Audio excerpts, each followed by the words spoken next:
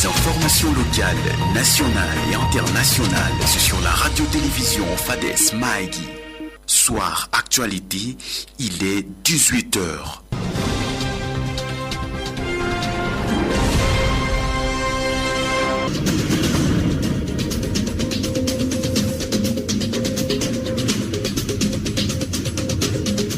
Madame, Messieurs, vous êtes branchés sur la RTFM pour suivre cette édition du journal à laquelle nous vous souhaitons une chaleureuse bienvenue. Voici les grandes articulations de cette édition du journal. Campagne de dépistage gratuit de diabète au centre de santé de référence MAG Mission ce samedi 18 novembre grâce à l'accompagnement financier de Lions Club International MAGI. La coalition Congo ya Makasi d'Équateur Katumi Mukwege Matata Sesanga propose le retour du scrutin majoritaire à 2 tours pour la présidentielle. Massissi Ruchuru, le député Baunga recommande l'organisation de l'enrôlement dans les entités sous contrôle de l'armée. Et comme vous le savez, la campagne débute ce dimanche, la campagne électorale débute ce dimanche 19 novembre jusqu'au 18 décembre. Les points dans cette édition du journal. Voilà tout pour les grandes articulations. Dans quelques instants, les détails.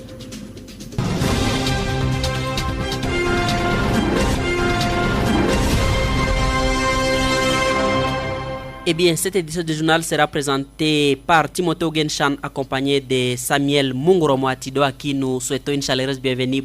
Bonjour Samuel. Bonjour Monsieur Timothée. Nous commençons, et c'est avec vous, par cette page, campagne de dépistage gratuit de diabète au centre de santé de référence MAG Mission ce samedi 18 novembre, grâce à l'accompagnement financier de Lions Club International MAGI. Vous avez les points. Exactement, M. Timothée Genshan, une activité qui s'inscrit dans le cadre de commémoration de la journée mondiale de diabète célébrée le 14 novembre, comme l'explique ici Eli Atetim, président de Lions Club MAGI. Le diabète, c'est également une des causes mondiales pour laquelle le Lions Club combat. Donc, comme le 14 novembre, c'était la journée mondiale de la maladie, et nous, on avait préféré mener une activité à ce jour ici, donc 18 novembre. Je vois vraiment que l'appel qu'on avait lancé à travers le média a des impacts puisqu'il y a vraiment beaucoup de gens. On voit plus de 100 têtes ici, donc ça prouve vraiment qu'il y a des gens qui souffrent de cette maladie. Et aujourd'hui, c'est juste le dépistage, donc permettre à certaines personnes de connaître leur état de santé par rapport à cette maladie. Il y a des conseils que dans 1 million sont en train de prodiguer pour voir comment éradiquer un peu ou bien soigner tant soit peu cette maladie, quoi. En tout cas, jusque-là, c'est l'autofinancement. Donc, le groupe est constitué au moins de 25 membres au niveau du territoire de Magui. C'est à travers le miettes que nous avions pu récolter à travers la cotisation qu'on avait lancée. Et c'est sur base de ça que nous menons aujourd'hui l'activité. Bon, cette année, on célèbre d'abord le diabète sous le terme 0 cas de diabète dans notre... La maladie existe là, donc il faut que les gens prennent courage de venir se dépister, se faire dépister pour connaître un peu leur état de santé. Docteur Watoum Justin, l'un des membres de Lions Club, consultant du jour, s'est dit satisfait de l'activité. L'activité que nous organisons aujourd'hui est dans le cadre de Lions Club International. Vous savez, Lions Club International organise certaines activités dans les domaines que je dirais clés. C'est entre autres justement le dépistage, la sensibilisation par rapport au diabète. Et pour la journée d'aujourd'hui du 18, c'est une journée mondiale. Normalement, c'est une journée mondiale qui est célébrée chaque le 14 novembre de l'année. Et plus particulièrement chez nous en territoire de Magui, comme il y a Lions Club à Magui, nous avons plutôt décalé cette journée du 14 à cette journée du 18. Et c'est comme cela que, tel que vous voyez, il y a un mouvement des gens. Nous sommes en train de faire un dépistage gratuit du diabète, mais aussi à côté de ça, nous sensibilisons les gens qui passent après ce dépistage, nous les enregistrons.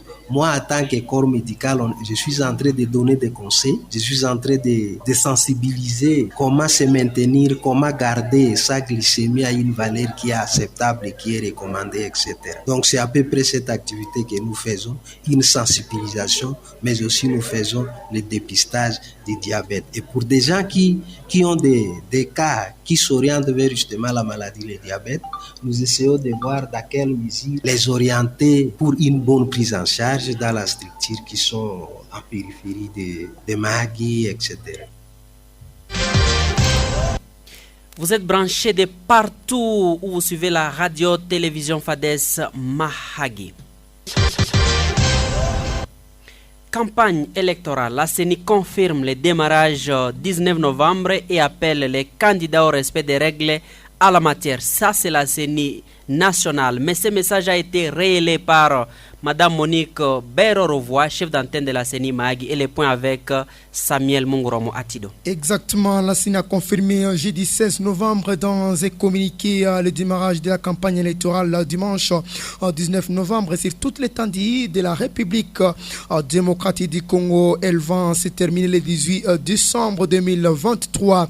Dans ce communiqué, la CENI rappelle que seuls les partis et regroupements politiques et les candidats indépendants ou leurs délégués sont habilités à organiser des réunions électorales. La centrale électorale a indiqué les réunions électorales se tiennent librement sur l'ensemble du territoire national.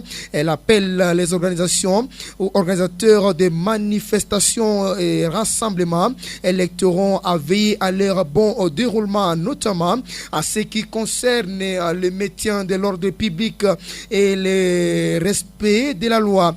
D'après la CENI, les candidats s'expriment librement au cours de leur campagne électorale.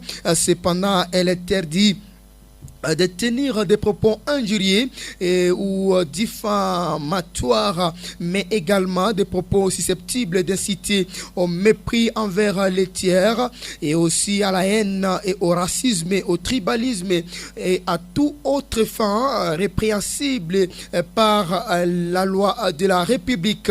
Il est aussi interdit de citer quiconque à commettre des actes de nature, à entraîner des violences, des menaces ou encore à priver d'autres personnes à l'exercice de leurs droits ou libertés constitutionnelles garanties, poursuit ces communiqués mon confrère Timothée Ougenchana.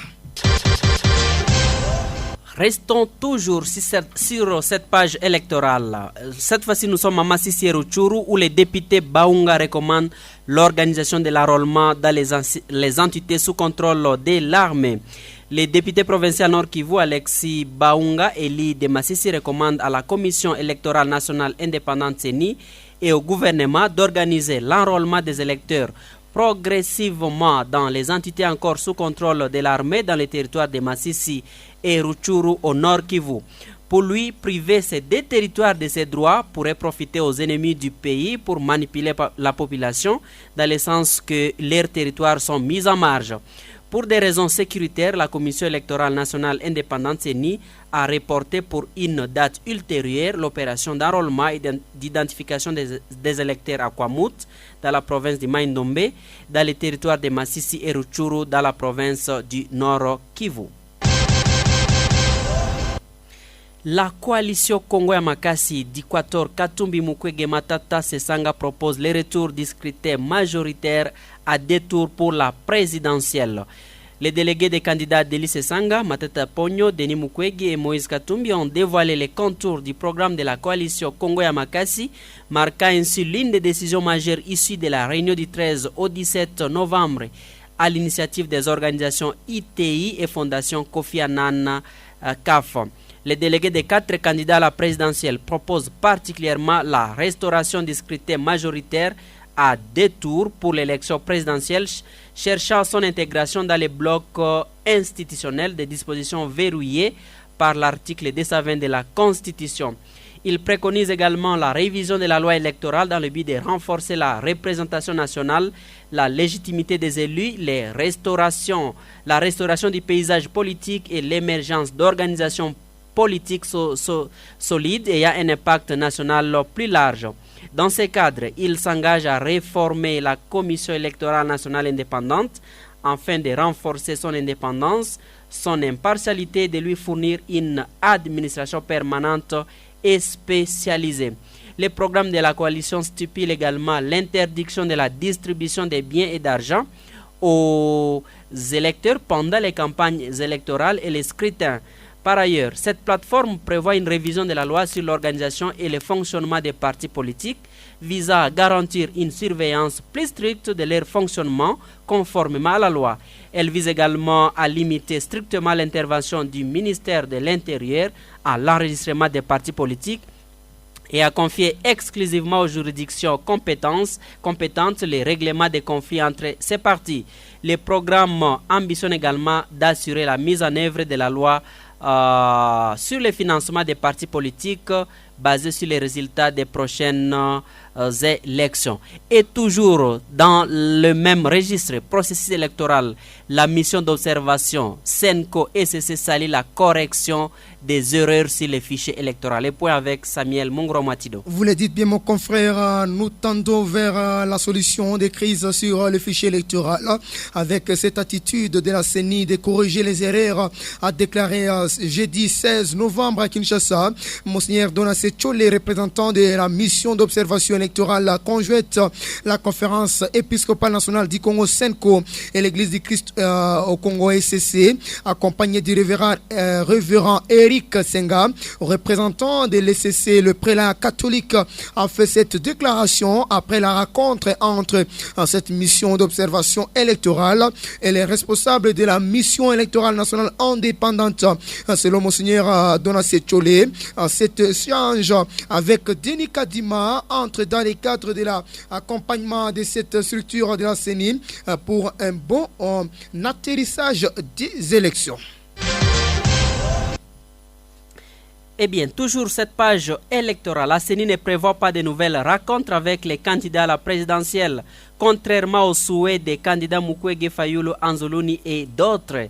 La Commission électorale nationale indépendante a annoncé ce samedi qu'elle ne tiendra pas une nouvelle réunion avec les candidats à la présidence, malgré les souhaits exprimés par plusieurs candidats, dont Mukwege Fayulu Anzoluni et d'autres.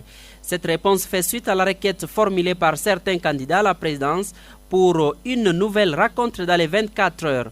La CENI a justifié sa décision en soulignant les impératifs liés au démarrage de la campagne, les contraintes logistiques liées au déploiement du matériel électoral, à la formation des agents ainsi qu'à la supervision des opérations par les membres de l'Assemblée plénière. Dans un communiqué, l'institution électorale a indiqué maintenir les autres canaux de communication formels et informels avec les partis politiques tout en exprimant son souci d'entretenir un contact régulier avec ces derniers.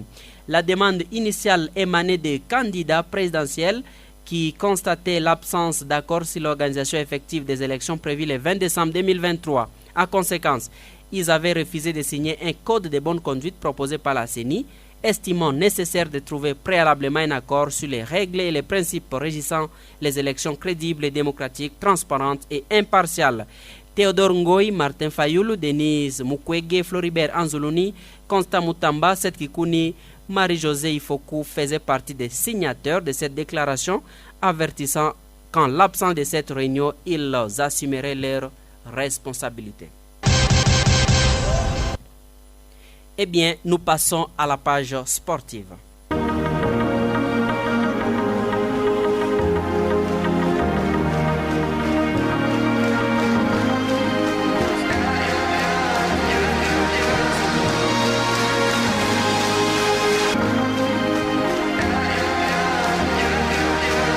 Eh bien, en guise d'introduction de cette page sportive, nous avons entre les mains les résultats provisoires des matchs joués ce vendredi 17 novembre dans les groupements sportifs de Ouarpalara. Retenons que match s'est joué au stade Tata Tombu entre les TP Guépard de Madipoy et l'AS Tout-Jeune Rwenzori de Zengu, un match qui s'est soldé par un score de 2-0 en faveur de l'AS Tout-Jeune Rwenzori de Zengu. Au stade Palais, l'AS Aigle Rouge du Toulo s'est mesuré face au cercle sportif junior du Kebu Paingui. Les deux équipes ont partagé les points puisqu'elles ont fait un jeu égal de 1 but partout. En fait, pour le groupement sportif de Ouarpalara, l'AS Mobile Makassi d'Avéré a battu les tout solides BPI. Les scores étaient de 1 but à 0. Pour la suite, c'est l'éliminatoire mondial féminine 2020. La République démocratique du Congo éliminée après la défaite de 1-0 face au Burundi. Et les points, c'est avec Samuel Mungro Matido.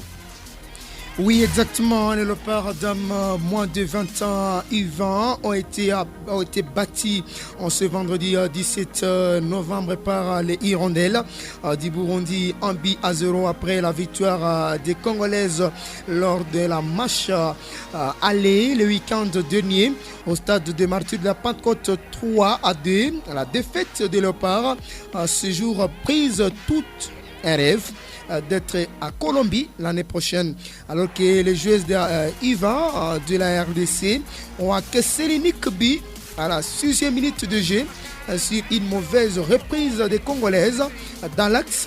L'attaquante burundaise n'a pas loupé son action et envoyé le cuir au fond du filet 1-0 à la 6e minute de jeu. Et pendant ce temps, nous devons noter que les championnats du cercle de football de Magui poursuivent son bonhomme des chemins. Les résultats et toutes les activités sportives y afférentes dans nos prochaines éditions et particulièrement dans la page sportive dans la plage sportive de la radio-télévision FADES Magui.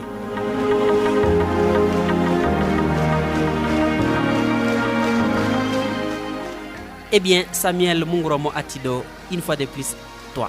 Exactement, il faut noter que le léopard de la République démocratique du Congo joue ce dimanche contre les Soudés. Ça sera à Bengamdi, ça sera en Libye. C'est dans le cadre de l'éliminatoire Coupe du Monde 2026.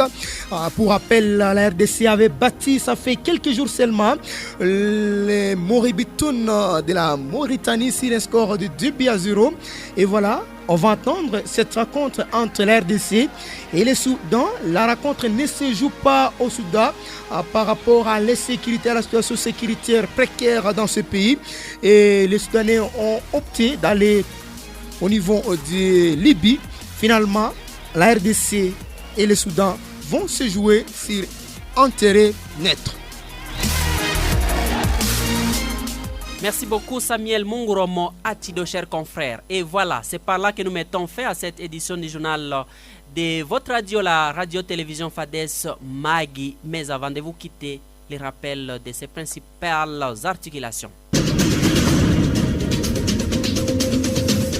Campagne de dépistage gratuit de diabète au centre de santé de référence Magui Mission ce samedi 18 novembre. C'était grâce à l'accompagnement financier de Lions Club International Magui.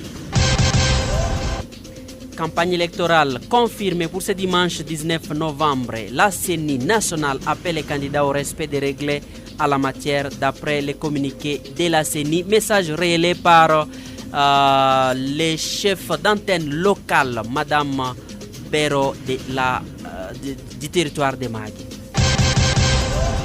La coalition Congo Yamakasi du Quator Katumbi Mukwege Matata Sesanga propose le retour du scrutin majoritaire à 2 tours pour la présidentielle. Les détails, vous l'avez suivi dans cette édition de votre journal.